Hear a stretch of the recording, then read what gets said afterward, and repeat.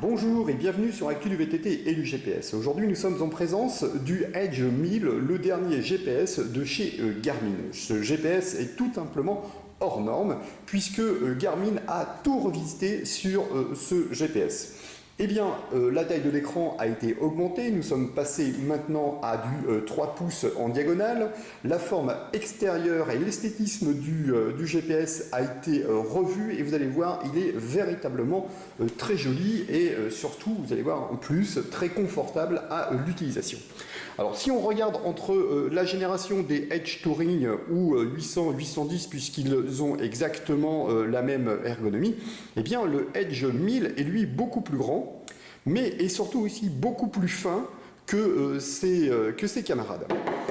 On va retrouver bien sûr notre écran de 3 pouces, nos deux boutons habituels, la position pour enregistrer votre circuit, enfin le décomposer, la partie vous permettant de démarrer votre enregistrement, de le stopper et de le mettre en pause, par exemple, sachant qu'il est capable de le faire tout seul, en tout cas la mise en pause.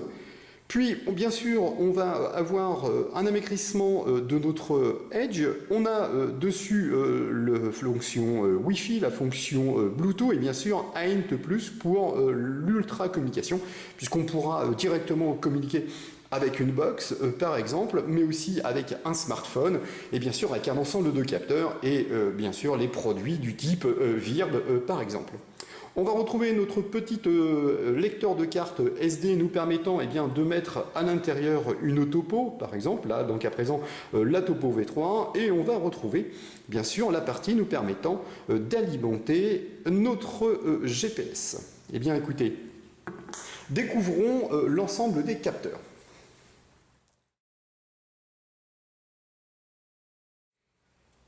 Les capteurs de chez Garmin ont été entièrement revisités. Et ça, c'est vraiment un point ultra positif, puisqu'il vous sera possible et très facilement faisable de pouvoir le passer d'un vélo à un autre vélo, puisque là, on va pouvoir remettre ce capteur-là sur le moyeu de votre roue avant. Il vous suffira tout simplement de venir le clipser comme ceci.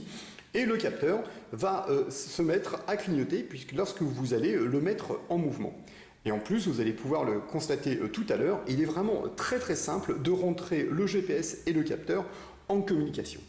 Au niveau de notre capteur de fréquence de pédalage, là aussi, il a été entièrement revisité, puisque là, on voit qu'il n'y a plus le moindre collier risselant pour le faire tenir, puisqu'on va avoir trois courroies en fonction de la dimension de votre pédale. Il vous suffira tout simplement de venir le fixer comme ceci, de faire le tour de la pédale et de revenir le fixer de l'autre côté. C'est simple. C'est très facile, c'est très très stable et surtout c'est très facilement démontable. Donc pour nettoyer par exemple le vélo pour les VTT, vous pourrez démonter et remonter sans abîmer quoi que ce soit. Écoutez, moi sur le mien, j'ai utilisé la grande courroie sur des pédales du type SRAM. Enfin voilà, écoutez, moi j'ai vraiment rien à reprocher. Vous aurez le support frontal avec bien sûr deux adaptateurs en fonction des cintres, c'est-à-dire les cintres pour les VTT, les cintres pour les vélos de route par exemple.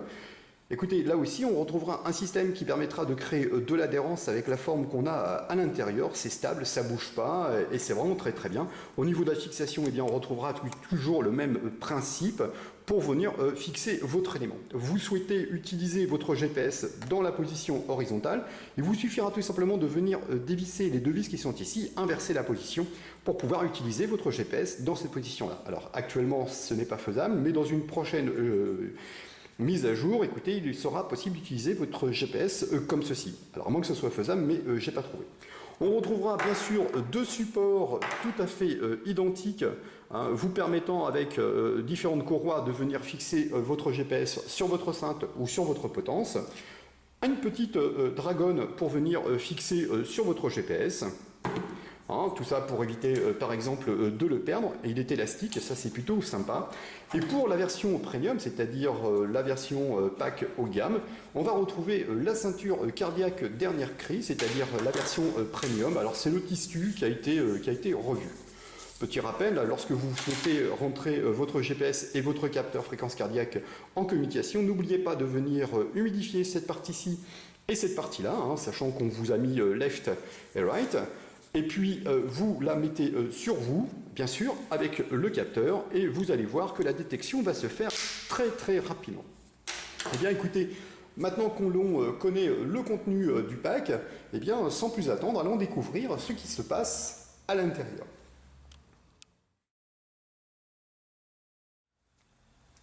Finalement, comment ça fonctionne le Edge 1000? Eh bien, dès lors que vous le sortez du carton, une fois que vous aurez suffisamment alimenté la batterie du Edge, eh bien, vous pouvez directement partir en randonnée. Pourquoi? Puisque finalement, à l'intérieur du Edge, eh bien, d'origine, on a une cartographie. Alors, cette cartographie, c'est la cartographie OpenStreetMap. Alors, comment ça va fonctionner? Eh bien, tout simplement, je viens sur l'élément qui est ici. J'ai mon premier panneau d'affichage qui apparaît, dans lequel je vais avoir des éléments de chrono, de vitesse, de distance, de temps, etc. Il me suffira de venir glisser pour voir apparaître ma cartographie. Je souhaite éventuellement zoomer ma cartographie. Eh bien, c'est très simple, je fais une première pression dessus et je viens pouvoir zoomer ma cartographie, tout simplement. Là, c'est un point. Je vais pouvoir passer à un autre type d'affichage puisque mon Edge 1000 bénéficie du partenaire virtuel. Il vous suffira de rentrer ici la vitesse en km/h avec lequel vous souhaitez vous étalonner.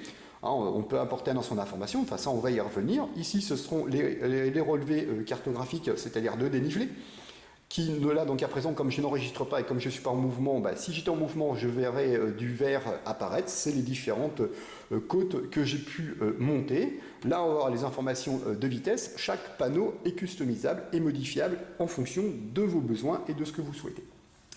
Voilà, ça c'est vraiment un point très important. Vous allez toujours accès à votre ensemble de menus, vous permettant là donc à présent au niveau des éléments de GPS, etc.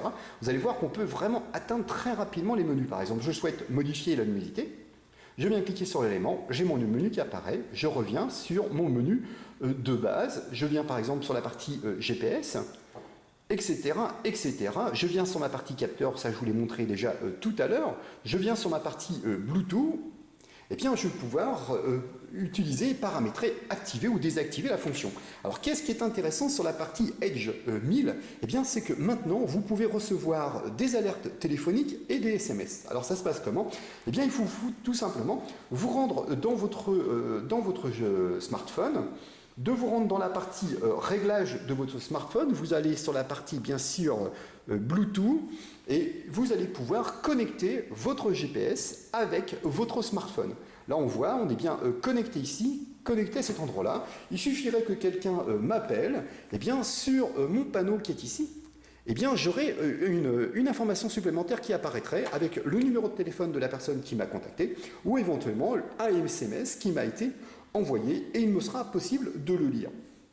Ça, c'est vraiment quelque chose qui n'est faisable que sur le Edge 1000 et c'est vraiment très très simple d'utilisation. Hein, je me répète, mais ça a vraiment été simplifié. On retrouve pratiquement une utilisation d'un smartphone. Donc quand vous passez d'un smartphone au Edge 1000, eh bien écoutez, vous n'êtes vraiment pas perdu parce que c'est vraiment à peu près dans la même logique. Ça, c'est vraiment un point. Alors, on souhaite passer de panneau à panneau. Alors, vous avez la possibilité soit de passer avec votre doigt, hein, ou d'appuyer sur le bas. Vous avez un menu qui va vous apparaître, c'est-à-dire le menu du haut et le menu du bas. Et on va pouvoir passer éventuellement de panneau à panneau en utilisant les flèches, par exemple, ou de revenir à notre affichage de base. Ça, c'est vraiment très très bien. L'autre point très intéressant, c'est la partie, on va dire, calendrier. Alors vous allez me dire, c'est quoi la calendrier? Eh bien, on va retrouver des petits points verts sur les endroits que vous avez roulés. Donc ça vous permet très rapidement de savoir quels sont les moments sur lesquels vous avez roulé. Il vous suffira simplement de venir cliquer sur l'élément et aussitôt vous avez les différentes informations. Là, par exemple, on a du 51 km/h. de distance, on a du 2h58, on a une vitesse moyenne de 17,99. J'ai l'ensemble de mes éléments, j'en veux un petit peu plus, je vais venir sur la partie récapitulatif de mon élément de ma sortie, c'est-à-dire la cartographie par exemple, donc on va pouvoir revoir le parcours et la zone où c'était, le circuit, le nombre de circuits. Dans le cas présent, j'ai utilisé la fonction lap et j'ai découpé mon parcours tous les 5 km, etc., etc., etc. Ça, c'est vraiment quelque chose qui n'existait pas chez les autres et que l'on retrouve très facilement sur le Edge 1000. On a bien sûr la partie historique. Alors là, la partie historique, on va la retrouver vraiment sur l'ensemble de nos GPS. Donc vous aurez bien sûr les totaux, vos plans d'entraînement, vos records personnels. Ça, c'est vraiment sympa. On voit nos différentes données. Enfin voilà, moi je trouve que vraiment c'est vraiment très très bien. Là donc à présent on s'aperçoit que j'ai quand même passé 26h52 à tester ce GPS et à rouler 11 activités, 771 km, hein, d'accord, pour bien maîtriser et bien vous expliquer ce fantastique GPS. C'est vraiment, je le trouve très très bien. Le point, j'en ai pas parlé, mais au niveau de l'écran, écoutez, l'écran il est vraiment vraiment super réactif. C'est un vrai confort. Hein. Je reviens avec l'esprit du smartphone. On a quelque chose de vraiment très très très intuitif. Je reviens ici, mais vraiment au toucher, on trouve un toucher équivalent à celui d'un smartphone, et ça c'est vraiment très très bien par rapport à ce qu'on pouvait avoir sur ce type de produit. Écoutez, moi je suis vraiment étonné alors là on tourne d'une page à une page, mais je vous promets que lui c'est vraiment avec beaucoup de souplesse, c'est vraiment un confort. Moi franchement j'aime bien, hein. Je trouve ça vraiment très très bien.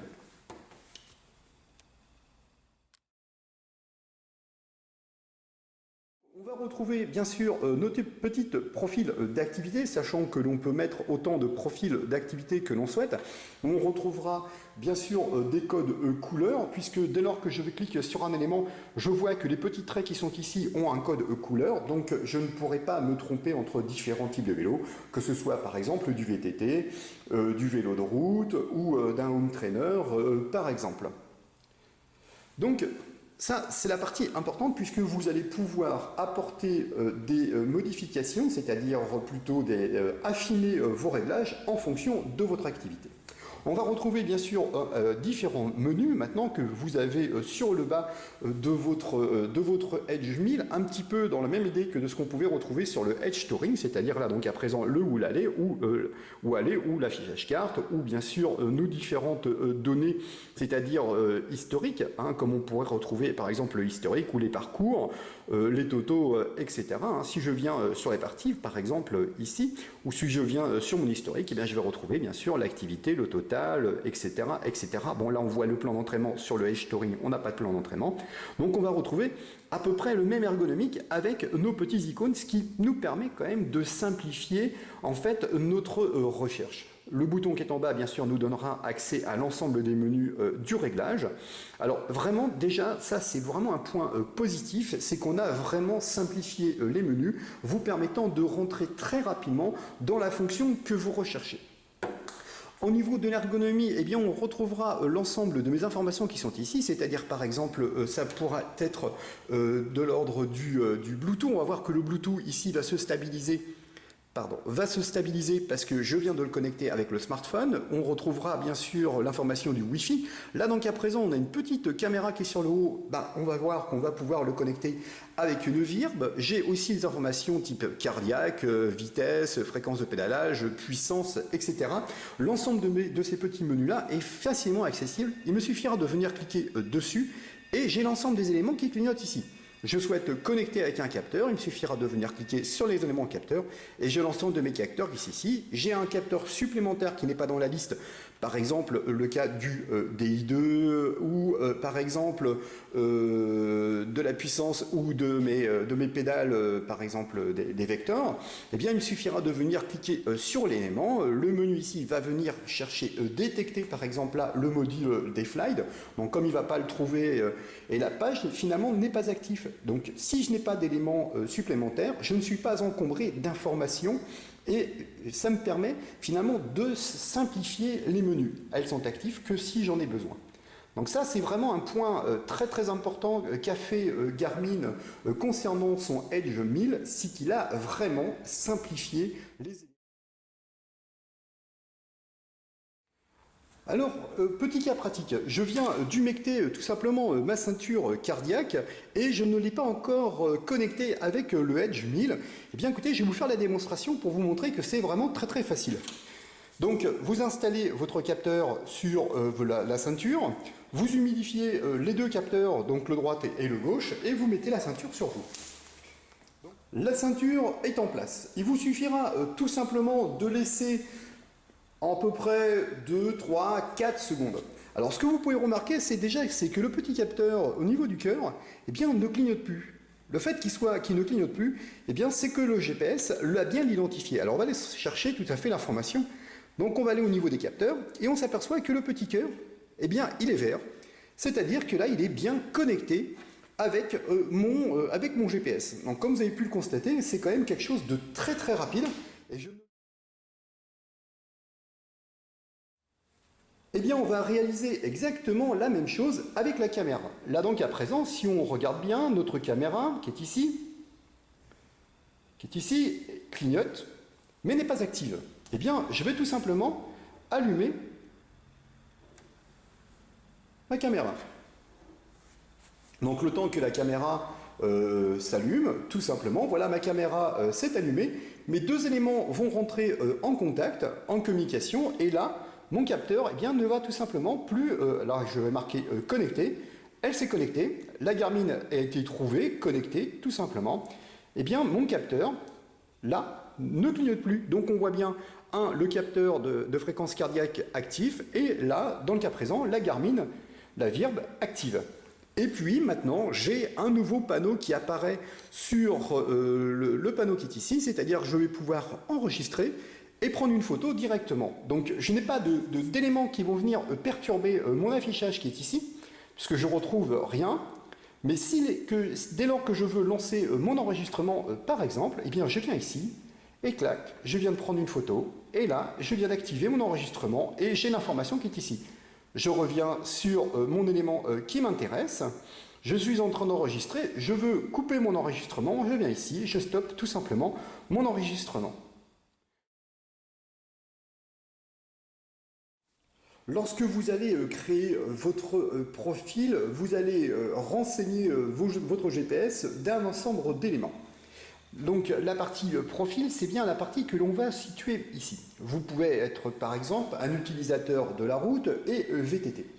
Si l'on crée un nouveau profil, par exemple pour une utilisation VTT, eh bien nous allons nous rendre dans la partie réglage, puis dans la partie profil, et je vais créer un nouveau profil. C'est-à-dire là, dans le cas présent, je vais pouvoir lui apporter les informations du type VTT, par exemple.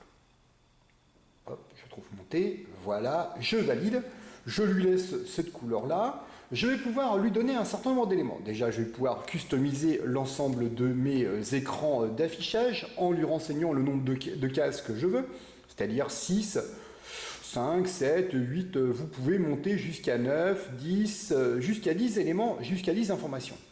Vous souhaitez par exemple changer le type d'information qui est ici, c'est-à-dire pas le chrono, mais vous souhaitez par exemple un autre type d'information, ou par exemple ici, je vais pouvoir avoir un ensemble de choix, c'est-à-dire général, fréquence cardiaque, navigation, puissance, vitesse, etc., etc. À vous de choisir un ensemble d'éléments, c'est-à-dire par exemple de distance. Ici, je pouvais venir distance du circuit, distance dernier circuit, etc., etc. Donc vous pouvez vraiment modifier votre affichage en fonction de vos besoins. Alors moi, je vais revenir sur l'affichage tel qu'il est. Voilà, tout simplement. Donc chaque panneau peut être modifiable. Vous avez par exemple le panneau numéro 2, vous souhaitez apporter des informations du type en relation avec le DI2 par exemple, eh bien vous allez pouvoir customiser ce panneau pour retrouver l'ensemble des informations que vous souhaitez. Vous pouvez donc apporter un ensemble d'informations sur les différents éléments, l'altitude, par exemple sur l'altitude, vous allez pouvoir l'activer ou la désactiver. Alors l'altitude, vous pouvez l'activer ou la désactiver, là dans le cas présent il est actif. Vous allez pouvoir modifier l'ensemble de vos éléments, comme on a pu voir tout à l'heure, avec par exemple navigation, etc., etc. Chaque panneau est modifiable en fonction de vos besoins et de vos attentes. Vous souhaitez modifier d'autres types d'éléments, c'est-à-dire par exemple sur la cartographie, vous allez pouvoir choisir le type d'orientation. Là, l'orientation en haut, c'est-à-dire que lorsque vous vous déplacez, eh bien c'est la carte qui va bouger en fonction de ce que vous bougez, et non l'inverse si vous le bloquez sur le nord par exemple. Le zoom automatique vous permettra, lorsque vous êtes en train d'utiliser la fonction navigation, d'avoir un zoom. Le texte, par exemple, qui est ici, vous aurez le texte lors de la navigation, ou toujours affiché, ou jamais affiché, c'est-à-dire que vous n'aurez aucune information relative à la navigation. Vous aurez bien sûr les informations de carte, donc mode visuel auto. Là donc à présent vous pouvez marquer contraste élevé, personnalisé, à vous de voir en fonction de vos besoins. Le point important, vous pouvez aussi, c'est choisir le type de carte que vous le souhaitez. Là, donc à présent, je n'ai mis aucune carte dedans, hormis ce qui est monté d'origine, puisque j'en ai pas parlé, mais votre GPS a une grosse mémoire interne, puisqu'il dispose de 4 Go de mémoire interne. Donc la carte OpenStreetMap est installée directement dans votre GPS. Il suffira tout simplement de venir glisser. Eh bien, ici, notre carte... Simplement, j'ai mis ma carte dedans. La carte va être détectée automatiquement par mon GPS. Écoutez, je vais me rendre de nouveau dans profil VTT, navigation. De nouveau, hop, je reviens sur carte qui est ici. Et là, je vois ma topo V3.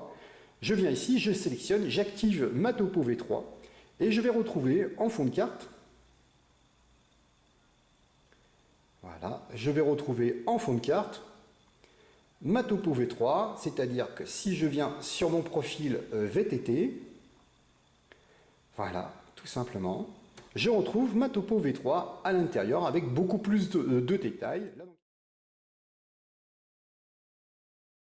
je reprends mon profil, voilà, tout simplement, je retourne dans navigation, itinéraire. Alors là, c'est vraiment le point important qui m'intéresse, c'est-à-dire que je vais pouvoir définir le type de profil de vélo que j'utilise, c'est-à-dire là, ici, le mode pour le calcul d'itinéraire. Moi, donc à présent, ce qui m'intéresse, c'est bien d'avoir un paramétrage dédié au VTT. Je ne touche pas à cette information, mais là, vous pouvez réduire la distance, réduire la durée, réduire l'ascension. Moi, particulièrement, je ne touche pas. On va pouvoir verrouiller sur route. Moi, donc à présent, je ne souhaite surtout pas que ce soit verrouillé sur route, donc pour moi, c'est désactivé. Après, les éléments que je souhaite contourner. Je souhaite contourner quoi? Sélectionner les éléments à éviter. Éviter bien sûr les autoroutes, éviter bien sûr les routes à péage et surtout ne pas activer la partie route sans revêtement.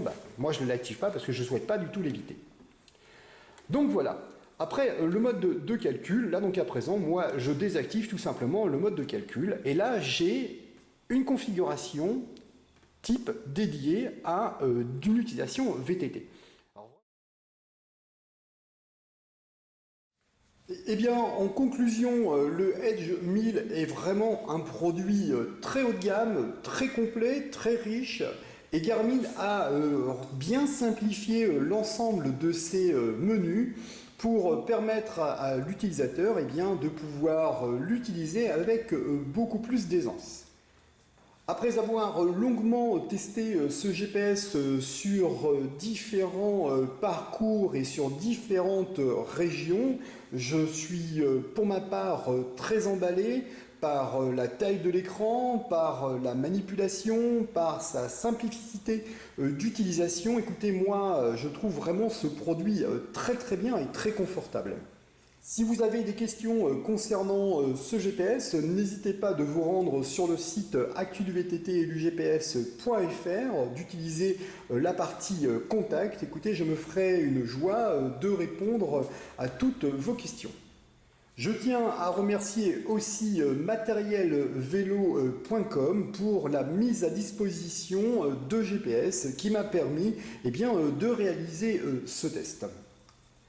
Je vous dis à très bientôt sur Actu du VTT et du GPS.